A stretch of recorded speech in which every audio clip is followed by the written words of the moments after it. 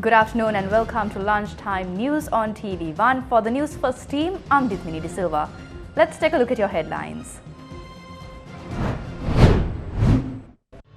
Opposition leader expresses concern over the timing of the election expenditure bill and opposes the move, citing it as a ploy to delay the local government election. බලහත්කාරයෙන් අනපනත් නීති ගෙනල්ලා මැතිවරණ ක්‍රියාවලිය කුඩුපට්ටම් කරන කූට කුමන්ත්‍රණයක්. මේක ප්‍රජාතන්ත්‍ර විරෝධී කුමන්ත්‍රණයක්. මේක ඒකාධිපති කුමන්ත්‍රණයක්. Local government election will take place on time, Election Commission tells Supreme Court. Engage in self-examination instead of playing the blame game, China responds to US ambassador. Parliament approves the appointment of 3 civil representatives to the Constitutional Council.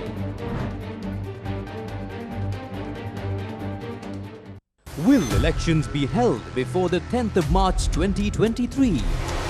52 days more. Nominations for the local government election were accepted from 8:30 a.m. on Wednesday. Commissioner General of Elections Saman Sriratnayaka said nominations will be accepted until 12 noon on Saturday.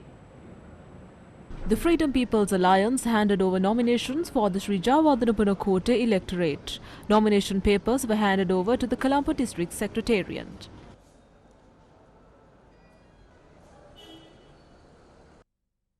The Sri Lanka Freedom Party placed bonds to contest the local government election from the Kalutara district. SLFP General Secretary Dayas Rijasekara attended the event as well. The Navajanata Peramuna placed bonds to contest the Colombo district. The United National Party placed bonds to contest the local government elections in the Kandy district. UNP Kandy district leader Shantini Kongahage led the process. A heated exchange was reported in Parliament over the election expenditure bill. Although the bill was scheduled to be debated on Thursday, the Ministerial Consultative Committee on Justice, Prisons Affairs and Constitutional Reforms decided to postpone the second reading debate of the regulation of the election expenditure bill by 1 month's time. However, a special party leaders meeting has been called for on Wednesday afternoon with the President and Prime Minister in attendance to discuss the election expenditure bill, said the Speaker. The opposition objected to this move. Chief Opposition Whip Lakshman Kiriyala told Parliament that the President has no right to prepare the agenda. The Parliament Business Committee must meet on the matter. The Speaker said that a special party leaders meeting will be called for on Wednesday afternoon with the President and Prime Minister in attendance to discuss the election expenditure bill. However, MP Kiriyala said that the Speaker may have his meetings with the President. However, the Parliament Business Committee must meet as the Ministerial Consultative Committee on Justice, Prison Reforms and Constitutional Reforms decided to postpone the second reading debate of the regulation of election expenditure bill by 1 month's time. He said the Justice Minister was reprimanded for delaying the second reading debate of the regulation of election expenditure bill. However, Justice Minister Dr. Vijayadasa Rajapaksa noted if the President and Prime Minister had reprimanded him for delaying the matter, who was listening to it over the phone? MP Kiriyala said according to the Justice Minister, the Election Commission can reach decisions, and following the passage of the regulation of election expenditure bill, the Election Commission may seek more time to prepare the regulations. However, Justice Minister Dr. Vijayadasa Rajapaksa noted that opposition MPs at one time demand for the election and thereafter seek to delay the election as well. Opposition leader Sajit Premadasa warned that if this bill is passed tomorrow, it will become an obstacle for the election that is expected to take place in March 2023. He said the election expenditure bill contains a section where candidates are expected to produce a comprehensive report on their campaign expenses, donations, funds, etc. While noting that such articles are of paramount importance, he said failure to produce such a report will be termed as an offence, and when that happens, petition can be filed against the candidate. The opposition leader noted that if this bill is passed ahead of the local government election, it would also apply to the 2023 local government election process, leading to mass confusion. He said no matter how much the government claims this would not hinder the election, it would hinder the election process. He also warned that passing the bill will also change the entire election law, deviating from the existing conditions and obligations. The opposition leader said when new regulations are introduced, it will not be possible to hold the elections in March 2023. He said that anyone can go to the court thereafter and claim a new election law exists and elections need to take place as per the provisions of the new election law. Sri Lanka's opposition leader Sajith Premadasa said that a conspiracy is afoot to undermine the people's mandate by implementing various regulations. He told Parliament that he would not allow the upcoming local government election to be delayed via such conspiracies. The opposition leader said that the election expenditure bill is a vital piece of legislation. However, the timing of the legislation is a cause for concern. කූට කුමන්ත්‍රණයක්. ඒකයි වෙන කතාවක් නෑ. මේක මේ හිට්ලර්ගේ රටක් නෙවෙයි. මේක මුසලීනිගේ රටක් නෙවෙයි. මේක ප්‍රජාතන්ත්‍රවාදී රටක්. The chairman and members of the Election Commission assured the Supreme Court again on Wednesday that the local government election will be held on time as per the Local Authorities Election Act and the relevant regulations. The assurance was given to the Supreme Court by President's Counsel Salia Piris on behalf of the chairman and members of the Election Commission. President's Counsel Ramesh De Silva and Sandeep Jayawardena, along with other senior counsel appearing for the interests of MPs Dayasiri Jayasekara, Lakshman Kiriyalla, Anura Priyadarshane Appa, M.A. Sumandiran, Ranjit Madhumabandara and Professor G.L. Piris informed the court that it is their expectation that the Election Commission will hold the local government election on time as planned. Retired Sri Lanka Army Colonel W.M.R. Vijayasundara had filed an application with the Supreme Court seeking a writ order invalidating the preparations that are being made for the local government election. The petition that was filed seeking to quash the aforementioned petition, as well as the petitions filed by intermediaries, were called up in the presence of Supreme Court Justices Priyantha Jayawardena, S. Thurai Raja and P. Padman Surasena. After considering the facts presented by all parties, the bench decided to call for the petition once again for consideration on the 10th of February 2023. අද මැතිවරණ commission සභාව ශ්‍රේෂ්ඨ අධිකරණයට පැහැදිලි ප්‍රතික්‍රියාවක් දුන්නා. The Election Commission made a pledge to the Supreme Court that the local government election will take place as per the law. The process is underway and that process will continue as per the law. President's Counsel Salia Piris made this pledge to the Supreme Court. Saliya Peiris ජනාධිපති නීතිඥතුමා ඉතාමත් පැහැදිලි ප්‍රතික්‍රියාවක් ශ්‍රේෂ්ඨ අධිකරණයට දුන්නා. Parliament approved the names of the 3 civil society representatives to be appointed to the Constitutional Council. Parliament approved the appointments of Dr. Pratap Ramanujam, Dr. Dilkushi Anula Vijayasundara and Dr. Valigama Vidana Arachige Dinesha Samararatna as the 3 civil society representatives of the Constitutional Council. The Chinese embassy in Sri Lanka has responded to the comments made by US Ambassador to Sri Lanka, Julie Chung, in a recent interview with the BBC. The Chinese embassy in a statement said that their US colleague should commit to self-examination rather than play the blame game. On the 12th of January, US Ambassador to Sri Lanka, Julie Chung, told BBC Newsnight that the US certainly hopes China is not a spoiler as Sri Lanka proceed to attend the IMF agreement. US Ambassador Julie Chung said the great onus to move was on China as the biggest bilateral lender. The Chinese embassy in Sri Lanka tweeted that their US colleague starts chanting the infamous China, China, China mantra and blaming China as a spoiler to the island's negotiation with the IMF. Extract from statement. Quote, who is the single largest shareholder of the IMF with a veto power over major policy decisions? Who is keeping printing US dollar with more than $3 trillion in 2020 alone? Who are those private creditors owning 40% of Sri Lanka's total external debt stock with the highest interest rates? Who sued Sri Lanka in its federal court immediately after the island's default? The public may also like to know how the US have walked the talk to help the Sri Lankan people when they have already received 10,000 metric tons of rice, 9,000 litres of diesel, 5 billion Sri Lankan rupees of medicines and 3 million fabric meters of school uniform materials gifted by China. They may also question what are the political preconditions of the US aid, while being assured by China's no-strings-attached commitment and practice. Isn't it hypocrisy at its finest for our US colleague to play the blame game instead of a self-examination? After all, why didn't the US take decisive actions in the IMF for a more comfortable solution for Sri Lanka?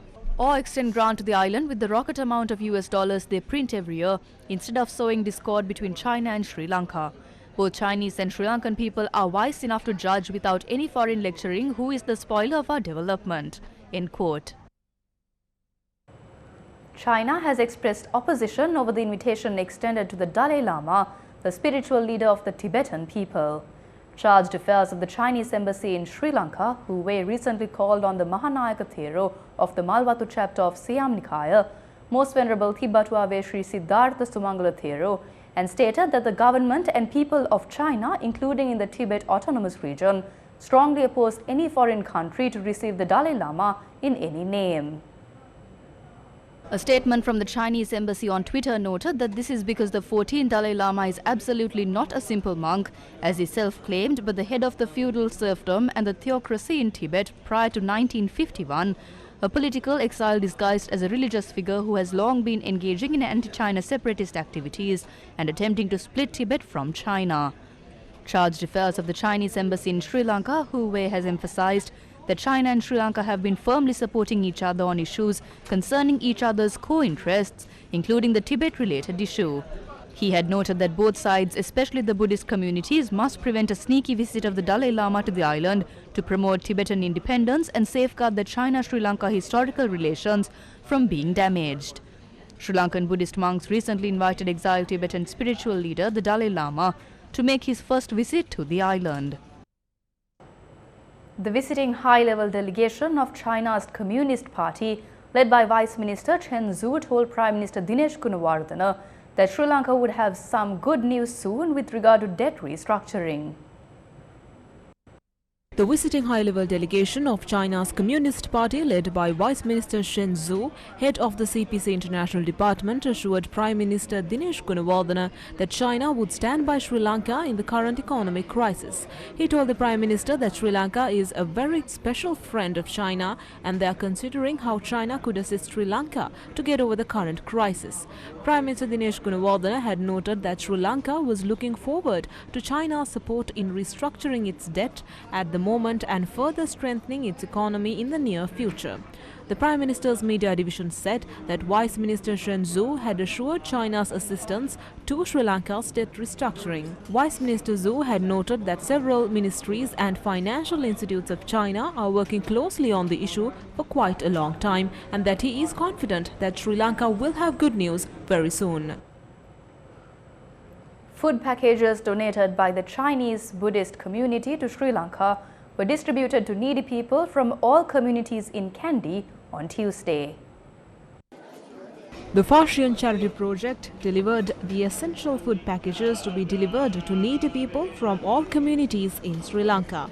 The distribution took place in the presence of the Mahanayaka of the Askiri chapter of the Siam sect, the Most Venerable Varakagoda Sri Jnana Ratana Thera.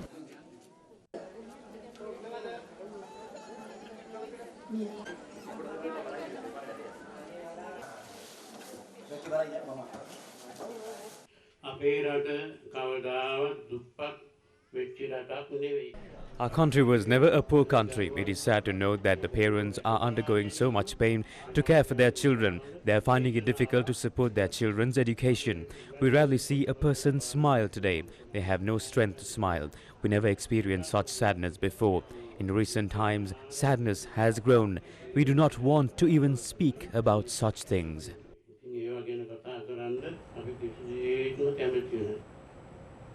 Ministry of External Affairs in India has confirmed the visit of Dr. Jaishankar, the Minister of External Affairs of India. Dr. S. Jaishankar is touring Maldives today and is due to arrive in Sri Lanka after concluding his visit. India's External Minister during his visit is expected to meet the President, the Prime Minister and Minister of Foreign Affairs Ali Sabri and engage in bilateral discussions. Up next is Crime Watch.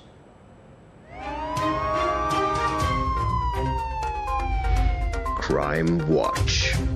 A 65-year-old woman identified as Shanti Padmini had died after an identified group had set fire to a house in Yodamulla, Minuwangoda.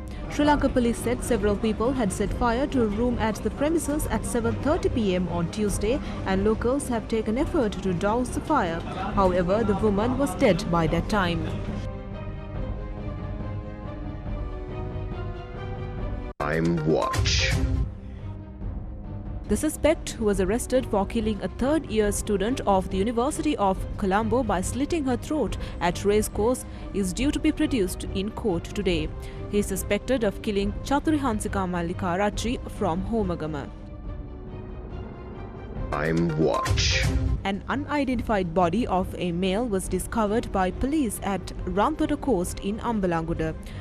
The body decomposed beyond recognition, and the police say that they have not been able to confirm the identity of this person so far. Crime Watch. A group of people have set fire to a house in the third floor of Moderaville apartment complex yesterday. Police suspect an escalated dispute between two groups have led to this incident. No one was injured following the incident. A brawl between two groups that took place in Janapriyamawatha in Panadura resulted in two people sustaining injuries and being admitted to the Panadura base hospital. Police suspect the apartment was set on fire in retaliation to the assault.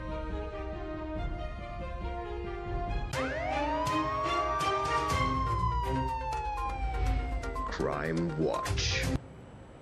A Samagi Janabalawege public rally was held in the Saranankara Dehiwala.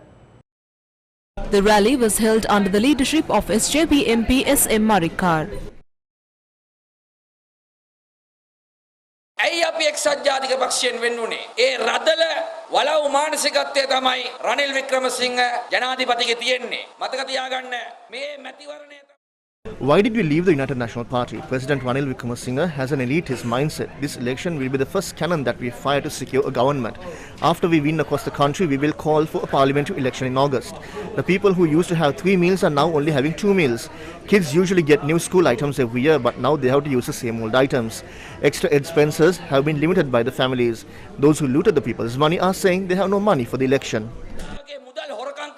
මංකොල්ල කාලා මේ රට විනාශයට පත් කරපු උන් කියනවා ඡන්ද තියන සල්ලි නෑලු. එහෙනම් ඒ විනාශ කරපු උන්ටම දිගටම ඉන්න දෙන්න ඕන සල්ලි නැහැ කිය. මාර වැඩක් නේ.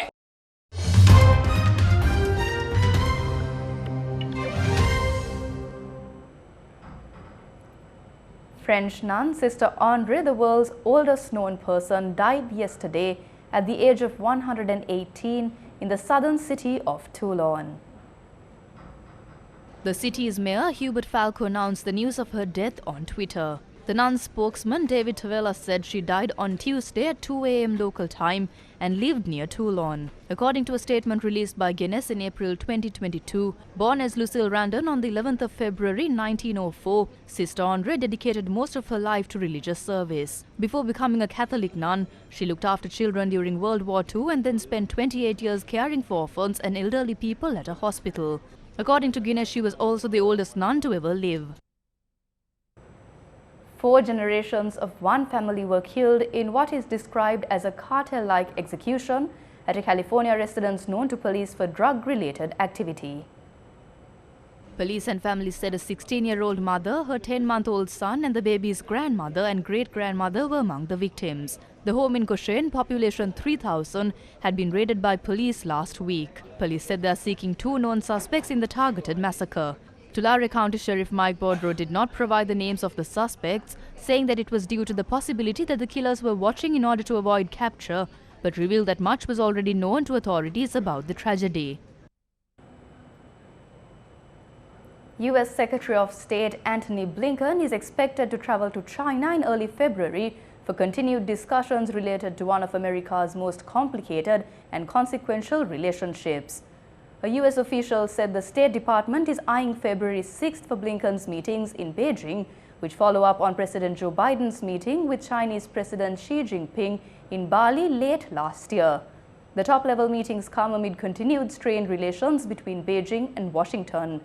Tensions dramatically escalated following former Democratic House Speaker Nancy Pelosi's visit to Taiwan last year. That's a wrap of your lunchtime news. Stay tuned for more of the very latest. Thank you for watching.